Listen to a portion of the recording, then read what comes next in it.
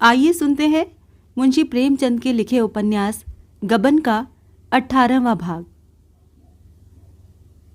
रमानाथ की चाय की दुकान खुल तो गई, पर केवल रात को खुलती थी, दिन भर बंद रहती थी।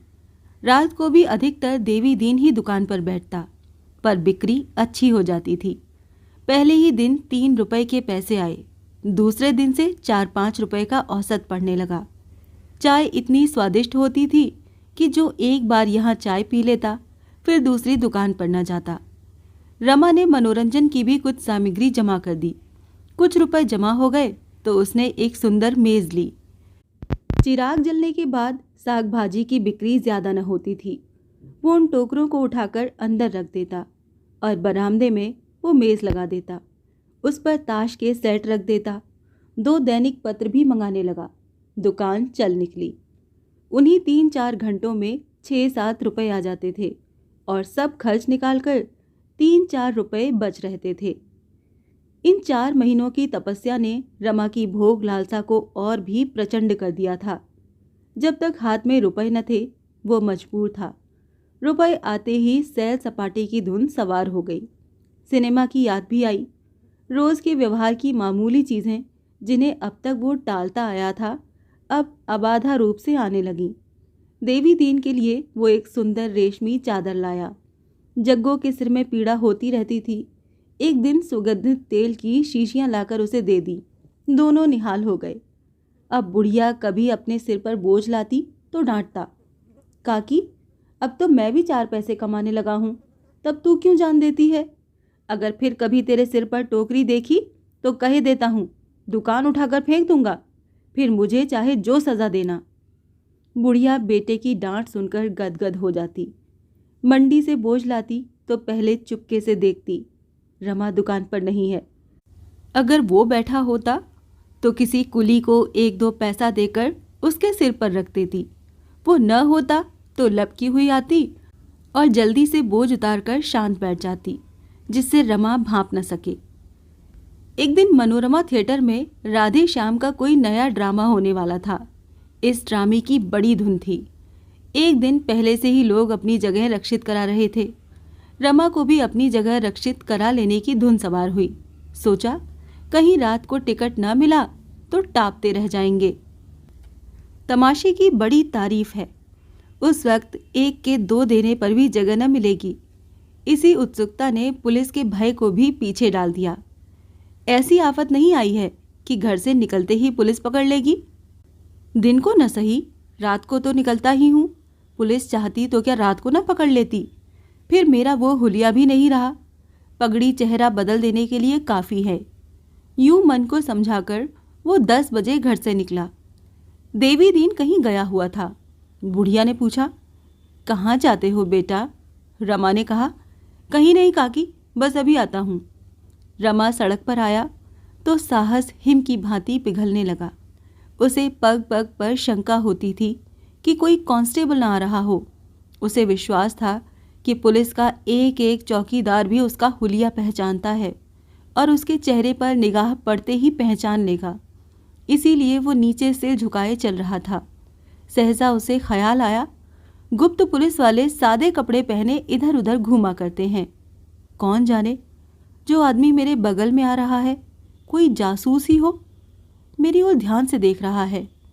यूं सिर झुकाकर चलने से ही तो कहीं उसे संदेह नहीं हो रहा है।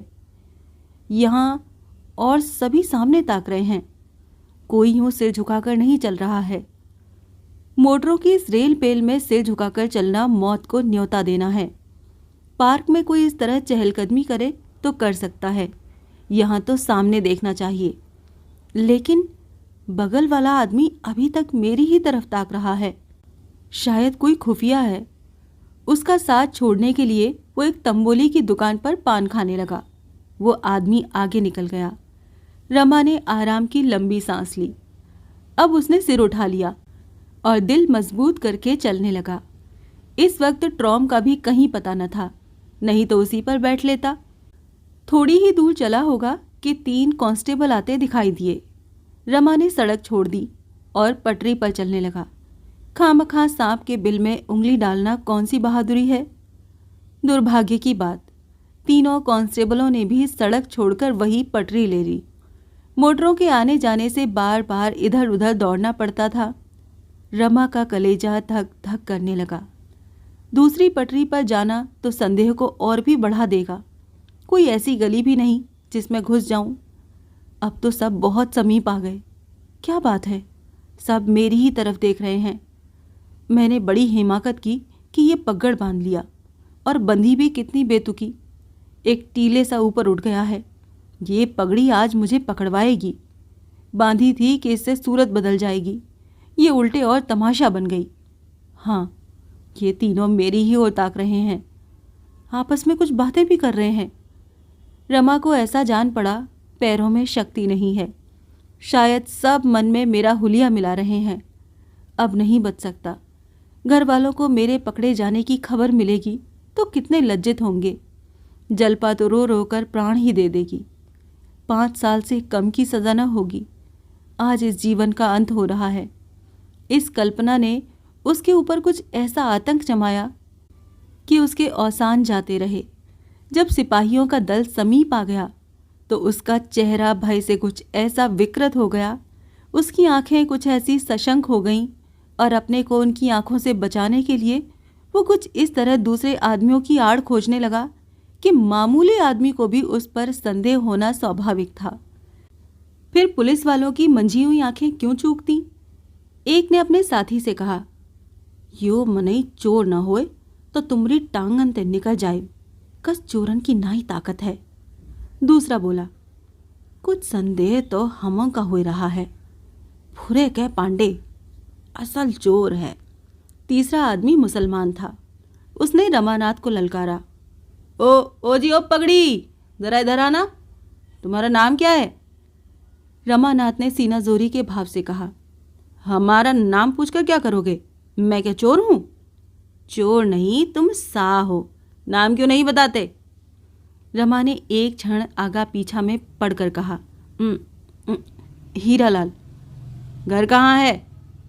घर? हाँ, घर ही पूछते हैं। शाहजहांपुर। कौन मोहल्ला? रमा शाहजहांपुर न गया था, न कोई कल्पित नाम ही उसे याद आया कि बता दे। दुस्साहस के साथ बोला, तुम तो मेरा हुलिया लिख रहे हो। कांस्टेबल ने भभकी दी, तुम्हारा हुलिया पहले से ही लिखा हुआ है। नाम झूठ बताया, सैनत झूठ बताई, मोहल्ला पूछा तो बगले झांकने लगे। महीनों से तुम्हारी तलाश हो रही है, आज जाकर मिले हो, चलो थाने पर। ये कहते हुए उसने रमानाथ का हाथ पकड़ लिया। रमा ने हाथ छुड़ाने की चेष्टा करके कहा, वारंट लाओ, तब हम चलेंगे। क्या मुझे कोई देहाती समझ लिया है? कांस्टेबल ने एक सिपाही से कहा, पकड़ लो जी इनका हाथ, वहीं थाने पर वारंट दिखाया जाएगा। शहरों में ऐसी घटनाएं मदारियों के तमाशों से भी ज्यादा मनोरंजक होती हैं। सैकड़ों आदमी जमा हो गए। देवी दीन इसी समय अफीम लेकर लौट रहा था। ये जमाव देखकर वो भी आ गया। देखा कि 3 कांस्टेबल रमानाथ को घसीटे लिए जा रहे हैं। आगे बढ़कर बोला, हैं जमादार, ये क्या करते हो? ये पंडित जी तो हमारे मेहमान हैं, कहाँ पकड़े लिए जाते हो? तीनों कांस्टेबल देवी दीन से परिचित थे, रुक गए। एक ने कहा, तुम्हारे मेहमान हैं ये? कब से? देवी दीन ने मन में हिसाब लगाकर कहा, 4 महीने से कुछ बेशी हुए होंगे। मुझे प्रयाग में मिल गए थे, रहने वाले भी वहीं के हैं, मेरे साथ ही तो आए थे। मुसलमान सिपाही ने मन में प्रसन्न होकर कहा, इनका नाम क्या है? देवी दीन ने सिटपिटा कर कहा, नाम इन्होंने बताया न होगा। सिपाहियों का संदेह दृढ़ हो गया। पांडे ने आंखें निकाल कर कहा, जान परत है तुम्हू मिले हो, नाम काहे नहीं बतावत हो इनका? देवी दीन ने आधारहीन साहस के भाव से कहा, मुझसे रौब न जमाना पांडे, समझे? यहाँ धमकियों में नहीं आने के। मुसलमान सिपाही ने मानो मध्यस्थ बनकर कहा, बूढ़े बाबा, तुम तो खामखा बिगड़ रहे हो, इनका नाम क्यों नहीं बतला देते? देवी दीन ने कातर नजरों से रमा की ओर देखकर कहा, हम लोग तो रमानाथ कहते हैं, असली नाम यही है या कुछ और, यह हम नहीं जानते। पांडे ने आंखें निकालकर हथेली को सामने रखकर कहा, बोलो पंडित जी, क्या नाम है तुम्हारा? रमानाथ या हीरालाल, या दोनों, एक घर का एक ससुराल का? तीसरे सिपाही ने दर्शकों को संबोधित करके कहा, नाम है रमानाथ, बतावत है हीरालाल, सबूत हुए गवाह। दर्शकों में कानाफूसी होने लगी। शुभ की बात तो है, साफ है, नाम और पता दोनों गलत बता दिया। एक मारवाड़ी सज्जन बोले, उचक्को सो है। एक मौलवी साहब ने कहा, कोई इश्तिहारी मुलजिम लगता है। जनता को अपने साथ देखकर सिपाहियों को और भी जोर हो गया। रमा को भी अब उनके साथ चुपचाप चले जाने में ही अपनी कुशल दिखाई दी। इस तरह सिर झुका लिया मानो उसे इसकी बिल्कुल परवाह ही नहीं है कि उस पर लाठी पड़ती है या तलवार। इतना अपमानित वो कभी न हुआ था। जेल की कठोरतम यातना भी इतनी ग्लानि न उत्पन्न करती। थोड़ी देर में पुलिस स्टेशन दिखाई दिया। दर्शकों की भीड़ बहुत कम हो गई थी। रमा ने एक बार उनकी ओर लज्जित आशा के भाव से ताका। देवी दीन का पता न था। रमा के मुंह से एक लंबी सांस निकल गई। इस विपत्ति में क्या ये सहारा भी हाथ से निकल गया? पुलिस स्टेशन के दफ्तर में इस समय बड़ी मेज के सामने 4 आदमी बैठे हुए थे। एक दरोगा थे, गोरे से शौकीन, जिनकी बड़ी बड़ी आंखों में कोमलता की झलक थी। उनकी बगल में नायाब दरोगा थे। ये सिख थे, बहुत हंसमुख, सजीवता के पुतले, गेहुआ रंग, सुडौल, सुगठित शरीर, सिर पर केश था, हाथों में कड़े, पर सिगार से परहेज न करते थे। मेज की दूसरी तरफ इंस्पेक्टर और डिप्टी सुपरिटेंडेंट बैठे हुए थे। इंस्पेक्टर अधेड़, सांवला, लंबा आदमी था, कौड़ी की सी आंखें, फूले हुए गाल और ठिगना कद। डिप्टी सुपरिटेंडेंट लंबा छरहरा जवान था, बहुत ही विचारशील और अल्पभाषी। इसकी लंबी नाक और ऊंचा मस्तक उसकी कुलीनता के साक्षी थे। डिप्टी ने सिगार का एक कश लेकर कहा, बाहरी गवाहों से काम नहीं चल सकेगा, इनमें से किसी को अप्रूवर बनाना होगा, कोई और अल्टरनेटिव नहीं है। इंस्पेक्टर ने दरोगा की ओर देखकर कहा, हम लोगों ने कोई बात उठा तो नहीं रखी, हलफ से कहता हूँ, सभी तरह के लालच देकर हार गए। सबों ने ऐसी गुट बनाकर रखी है कि कोई टूटता ही नहीं। हमने बाहर के गवाहों को भी आजमाया, पर सब कानों पर हाथ रखते हैं। डिप्टी, उस मारवाड़ी को फिर आजमाना होगा। उसके बाप को बुलाकर खूब धमकाइए, शायद इसका कुछ दबाव पड़े। इंस्पेक्टर, हलफ से कहता हूँ, आज सुबह से हम लोग यही कर रहे हैं। बेचारा बाप लड़के के पैरों पर गिरा, पर लड़का किसी तरह राजी नहीं होता। कुछ देर तक चारों आदमी विचारों में मग्न बैठे रहे। अंत में डिप्टी ने निराशा के भाव से कहा, मुकदमा नहीं चल सकता, मुफ्त की बदनामी हुई। इंस्पेक्टर, 1 हफ्ते की मोहलत और ले लीजिए, शायद कोई टूट जाए। ये निश्चय करके दोनों आदमी यहाँ से रवाना हुए। छोटे दरोगा भी उसके साथ ही चले गए। दरोगा जी ने हुक्का मंगवाया कि सहसा एक मुसलमान सिपाही ने आकर कहा, दरोगा जी, लाइए कुछ इनाम दिलवाइए। एक मुलजिम को सुबह पर गिरफ्तार किया है, इलाहाबाद का रहने वाला है, नाम है रमानाथ। पहले नाम और सैनत दोनों गलत बतलाई थी। देवी दिन खटिक जो नुक्कड़ पर रहता है, उसी के घर ठहरा हुआ है। जरा डांट बताइएगा तो सब कुछ उगल देगा। दरोगा, वही ना जिसके दोनों लड़के? जी हाँ, वही है। इतने में रमानाथ भी दरोगा के सामने हाजिर किया गया। दरोगा ने उसे सिर से पांव तक देखा, मानो मन में उसका हुलिया मिला रहे हों। तब कठोर दृष्टि से देखकर बोले, अच्छा, ये इलाहाबाद का रमानाथ है, खूब मिले भाई। 6 महीने से परेशान कर रहे हो। कैसा साफ हुलिया है कि अंधा भी पहचान ले। यहाँ कब से आए हो? कांस्टेबल ने रमा को परामर्श दिया। सब हाल सच सच कह दो तो तुम्हारे साथ कोई सख्ती न की जाएगी। रमा ने प्रसन्न चित्त बनने की चेष्टा करके कहा, अब तो आपके हाथ में हूँ, रियायत कीजिए या सख्ती कीजिए। इलाहाबाद की म्यूनसिपैलिटी में नौकर था। हिमाकत कहिए या बदनसीबी, चुंगी के 400 रुपये मुझसे खर्च हो गए। मैं वक्त पर रुपए जमा न कर सका। शर्म के मारे घर के आदमियों से कुछ न कहा, नहीं तो इतने रुपए इंतज़ाम हो जाना कोई मुश्किल न था। जब कुछ बस न चला तो वहां से भागकर यहाँ चला आया। इसमें एक हर्फ भी गलत नहीं है। दरोगा ने गंभीर भाव से कहा, मामला कुछ संगीन है। क्या कुछ शराब का चस्का पड़ गया था? मुझसे कसम ले लीजिए जो कभी शराब मुंह से लगाई हो। कांस्टेबल ने विनोद करके कहा। मोहब्बत के बाजार में लुट गए होंगे हुजूर। रमा ने मुस्कुरा कर कहा। मुझसे फाके मस्तों का वहां कहाँ गुजर। दरोगा, तो क्या जुआ खेल डाला या बीवी के लिए जेवर बनवा डाले? रमा झेंप कर रह गया। अपराधी मुस्कुराहट उसके मुख पर रो पड़ी। दरोगा, अच्छी बात है, तुम्हें भी यहाँ खासे मोटे जेवर मिल जाएंगे। एकाएक बूढ़ा देवी दीन आकर खड़ा हो गया। दरोगा ने कठोर स्वर में कहा, क्या काम है यहाँ? देवी दीन, हुजूर को सलाम करने चला आया। इन बेचारों पर दया की नज़र रहे हुजूर, बेचारे बड़े सीधे आदमी हैं। बच्चा सरकारी मुलजिम को घर में छिपाते हो, उस पर सिफारिश करने आए हो? मैं क्या सिफारिश करूँगा हुजूर, 2 कौड़ी का आदमी। जानता है इन पर वारंट है, सरकारी रुपए गबन कर गए हैं। हुजूर, भूल चूक आदमी से ही तो होती है, जवानी की उम्र है ही, खर्च हो गए होंगे। ये कहते हुए देवी दीन ने 5 गिन्नियाँ कमर से निकालकर मेज पर रख दी। दरोगा ने तड़प कर कहा, ये क्या है?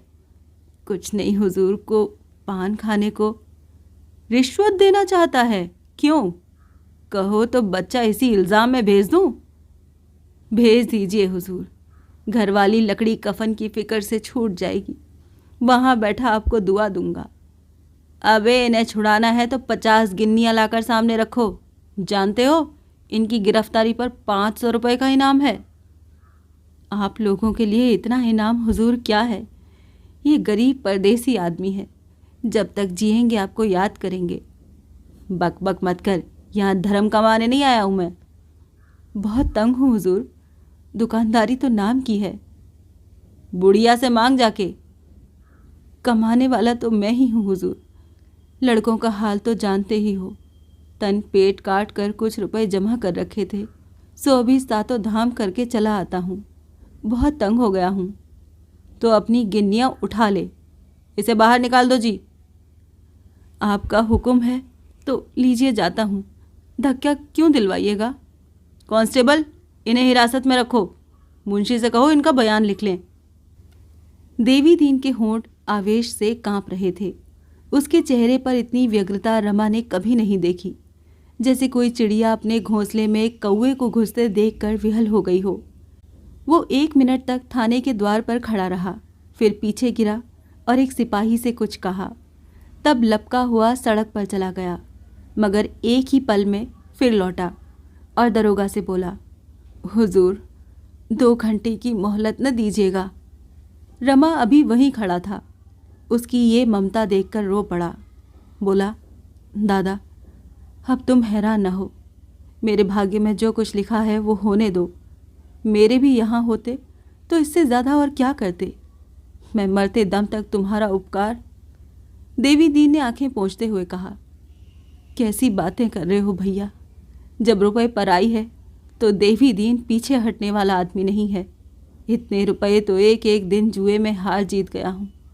अभी घर बेच दूँ तो 10,000 की मालियत है, क्या सिर पर लाद कर ले जाऊँगा?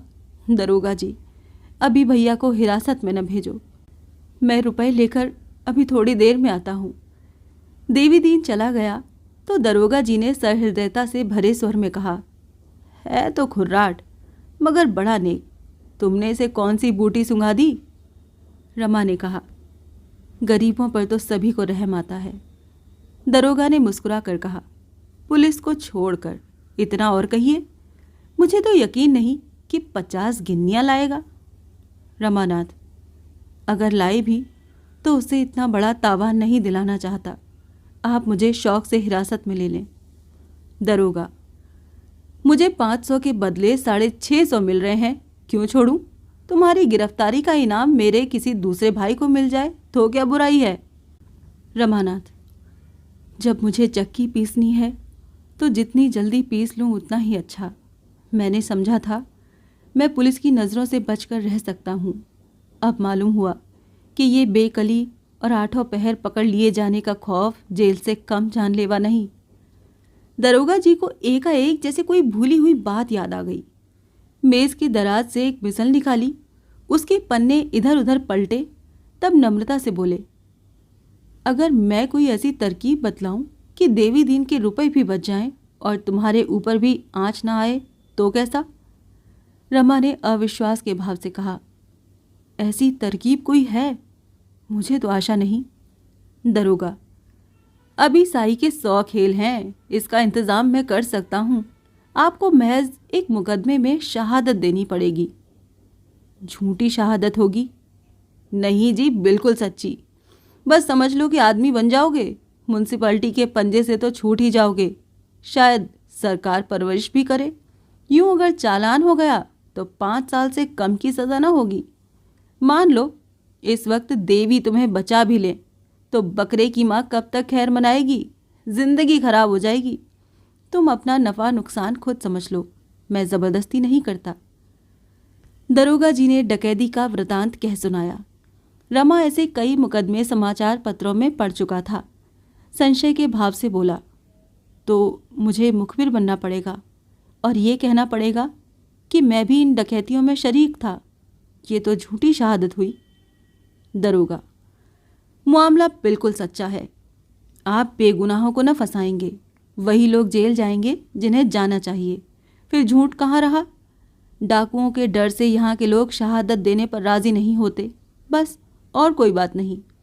ये मैं मानता हूँ कि आपको कुछ झूठ बोलना पड़ेगा, लेकिन आपकी जिंदगी बनी जा रही है। इसके लिहाज से तो इतना झूठ कोई चीज़ नहीं। खूब सोच लीजिए, शाम तक जवाब दीजिएगा। रमा के मन में बात बैठ गई। अगर एक बार झूठ बोलकर वो अपने पिछले कर्मों का प्रायश्चित कर सके और भविष्य भी सुधार ले तो पूछना ही क्या, जेल से तो बच जाएगा। इसमें बहुत आगा पीछा की जरूरत ही न थी। हाँ, इसका निश्चय हो जाना चाहिए कि उस पर फिर म्युनिसिपैलिटी अभियोग न चलाएगी और उसे कोई अच्छी जगह मिल जाएगी। वो जानता था पुलिस की गरज है और वो मेरी कोई वाजिब शर्त अस्वीकार न करेगी। इस तरह बोला मानो उसकी आत्मा धर्म और अधर्म के संकट में पड़ी हुई है।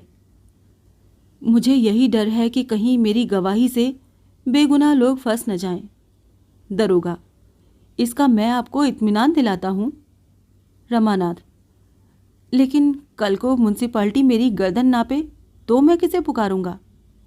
अरे मजाल है म्युनिसिपैलिटी चूं भी कर सके।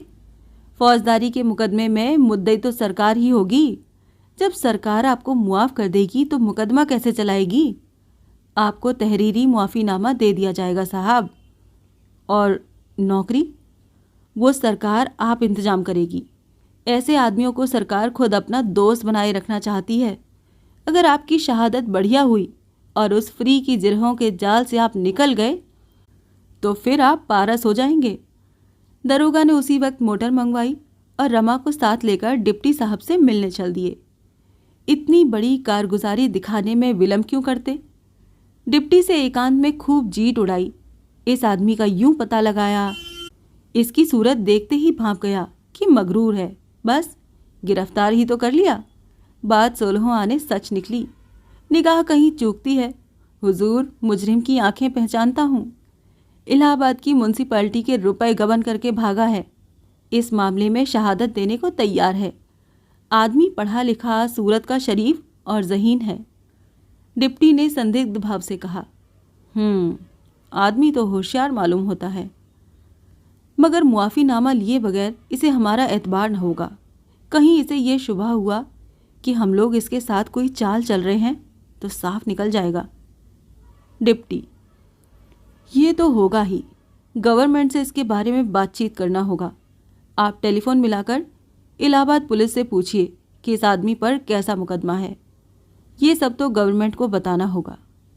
दरोगा जी ने टेलीफोन डायरेक्टरी देखी, नंबर मिलाया और बातचीत शुरू हुई।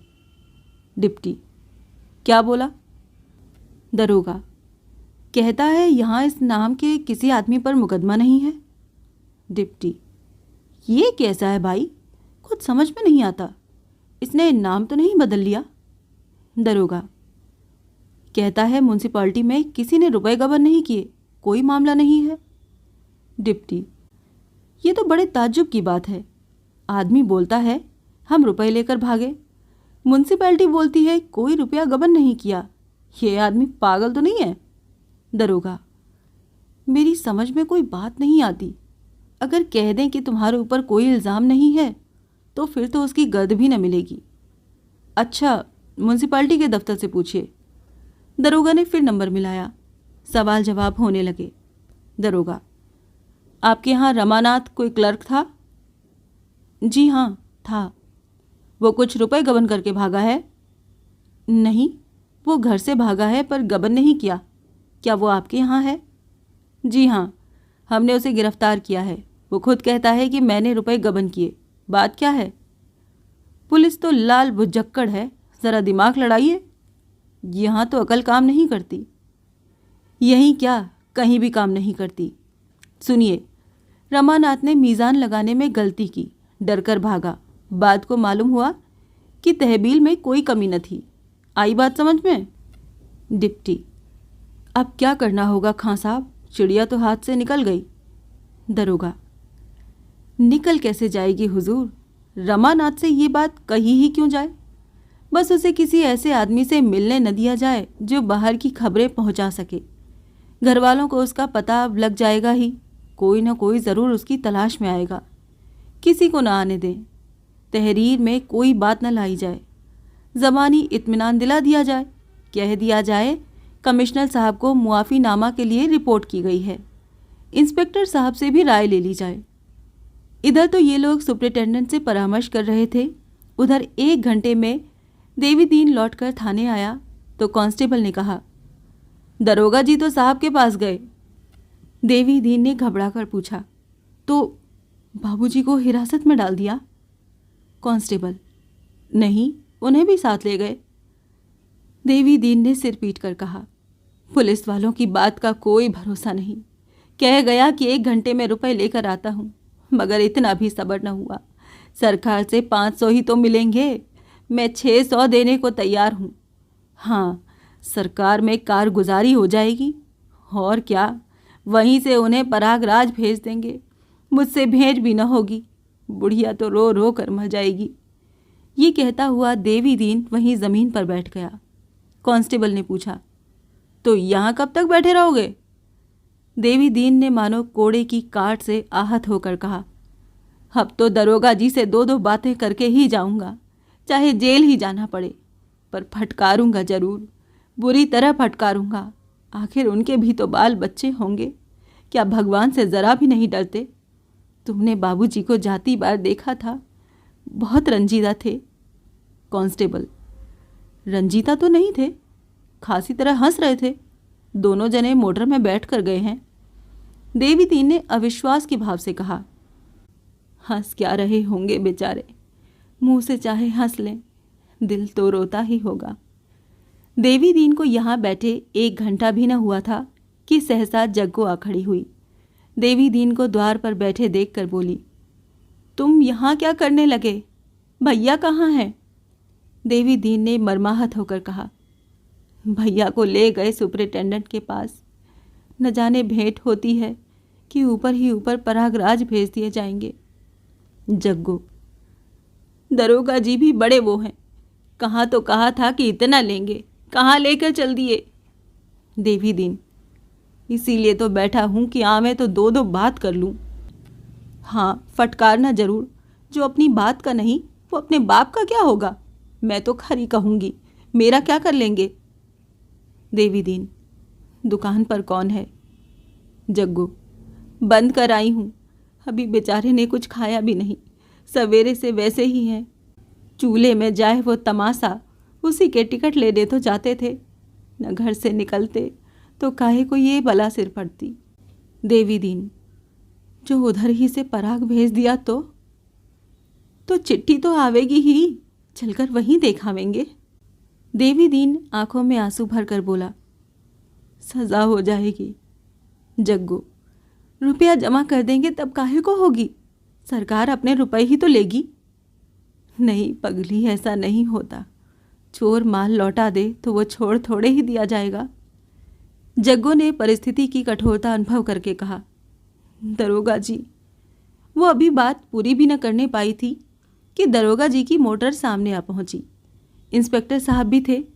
रमा इन दोनों को देखते ही मोटर से उतरकर आया और प्रसन्न मुख से कहा, तुम यहाँ देर से बैठे हो क्या दादा? आओ कमरे में चलो। अम्मा तुम कब आई? दरोगा जी ने विनोद करके कहा। कहो चौधरी, लाए रुपए? देवी दीन, जब कह गया कि मैं थोड़ी देर में आता हूँ तो आपको मेरी राह देख लेनी चाहिए थी। चलिए अपने रुपए लीजिए। दरोगा, खोद कर निकाले होंगे? देवी दीन, आपके अकबाल से 1500 अभी ऊपर ही से निकल सकते हैं। जमीन खोदने की ज़रूरत नहीं पड़ी। चलो भैया, बुढ़िया कब से खड़ी है, मैं रुपए चुका कर आता हूँ। ये तो इंस्पेक्टर साहब थे ना, पहले इसी थाने में थे। दरोगा, तो भाई अपने रुपए ले जाकर उसी हांडी में रख दो। अफसरों की सलाह हुई है कि इन्हें छोड़ना ना चाहिए, अब मेरे बस की बात नहीं है। इंस्पेक्टर साहब तो पहले ही दफ्तर में चले गए थे। ये तीनों आदमी बातें करते उसके बगल वाले कमरे में गए। देवी दीन ने दरोगा की बात सुनी तो भौहें तिरछी हो गई। बोला, दरोगा जी, मर्दों की एक बात होती है, मैं तो यही जानता हूँ। मैं रुपए आपके हुक्म से लाया हूँ, आपको अपना कॉल पूरा करना पड़ेगा। कह के मुकर जाना नीचों का काम है। इतने कठोर शब्द सुनकर दरोगा जी को भन्ना जाना चाहिए था, पर उन्होंने ज़रा भी बुरा न माना। हंसते हुए बोले, भाई अब चाहे नीच कहो चाहे दगाबाज कहो, पर हम इन्हें छोड़ नहीं सकते। ऐसे शिकार रोज़ नहीं मिलते। कॉल के पीछे अपनी तरक्की नहीं छोड़ सकता। दरोगा के हंसने पर देवी दीन और भी तेज हुआ। तो आपने कहा किस मुंह से था? दरोगा, कहा तो इसी मुंह से था, लेकिन मुंह हमेशा एक सा तो नहीं रहता। इसी मुंह से जिसे गाली देता हूँ उसकी इसी मुंह से तारीफ भी करता हूँ। देवी दीन तिनक कर, ये मूछें मुंडवा डालिए। दरोगा, मुझे बड़ी खुशी से मंजूर है। नीयत तो मेरी पहले ही थी, पर शर्म के मारे न मुंडवाता था। अब तुमने दिल मजबूत कर दिया। देवी दीन, हंसिए मत दरोगा जी, आप हंसते हैं तो मेरा खून जला जाता है। मुझे चाहे जेल ही क्यों ना हो जाए, लेकिन मैं कप्तान साहब से ज़रूर कह दूंगा। हूँ तो टके का आदमी, पर आपके अकबाल से बड़े अफसरों तक पहुँच है। अरे यार, तो क्या सचमुच कप्तान साहब से मेरी शिकायत कर दोगे? देवी दीन ने समझा कि धमकी कारगर हुई। अकड़ कर बोला, आप जब किसी को नहीं सुनते, बात कहकर मुकर जाते हैं, तो दूसरे भी अपने सी करेंगे ही। मेम साहब तो रोज़ ही दुकान पर आती हैं। कौन? देवी? अगर तुमने साहब या मेम साहब से मेरी कुछ शिकायत की तो कसम खाकर कहता हूँ कि घर खुदवा कर फेंक दूंगा। देवी दीन, जिस दिन मेरा घर खुदेगा उस दिन ये पगड़ी और चपरास भी न रहेगी हुजूर। अच्छा, तो मारो हाथ पर हाथ, हमारी तुम्हारी दो दो चोटें हो जाएं, यही सही। पछताओगे सरकार, कहे देता हूँ पछताओगे। रमा अब जब्त न कर सका। अब तक वो देवी दीन के बिगड़ने का तमाशा देखने के लिए भीगी बिल्ली बना खड़ा था। कह कहा मार कर बोला, दादा, दरोगा जी तुम्हें चिढ़ा रहे हैं। हम लोगों में ऐसी सलाह हो गई है कि अब मैं बिना कुछ लिए दिए ही छूट जाऊंगा, ऊपर से नौकरी भी मिल जाएगी। साहब ने पक्का वादा किया है, मुझे अब यहीं रहना होगा। देवी दीन ने रास्ता भटके हुए आदमी की भांति कहा, कैसी बात है भैया, क्या कहते हो? क्या पुलिस वालों के चकमे में आ गए? इसमें कोई न कोई चाल जरूर छिपी होगी। रमा ने इत्मीनान के साथ कहा, और बात नहीं, एक मुकदमे की शहादत देनी पड़ेगी। देवी दीन ने संशय से सिर हिलाकर कहा, झूठा मुकदमा होगा। नहीं दादा, बिल्कुल सच्चा मामला है, मैंने पहले ही पूछ लिया है। देवी दीन की शंका शांत न हुई। बोला, मैं इस बारे में और कुछ नहीं कह सकता भैया, ज़रा सोच समझ कर काम करना। अगर मेरे रुपयों को डरते हो तो यही समझ लो कि देवी दीन ने अगर रुपयों की परवाह की होती तो आज लखपति होता। इन्हीं हाथों से 100 रुपए रोज़ कमाए और सब के सब उड़ा दिए हैं। किस मुकदमे में शहादत देनी है, कुछ मालूम हुआ? दरोगा जी ने रमा को जवाब देने का अवसर न देकर कहा, वही डकैतियों वाला मामला है, जिसमें कई गरीब आदमियों की जान गई थी। उन डाकुओं ने सूबे भर में हंगामा मचा रखा है। उनके डर से कोई आदमी गवाही देने पर राजी नहीं होता। देवी दीन ने उपेक्षा के भाव से कहा, अच्छा, तो ये मुखबिर बन गए, ये बात है। इसमें तो जो पुलिस सिखाएगी वही तुम्हें कहना पड़ेगा।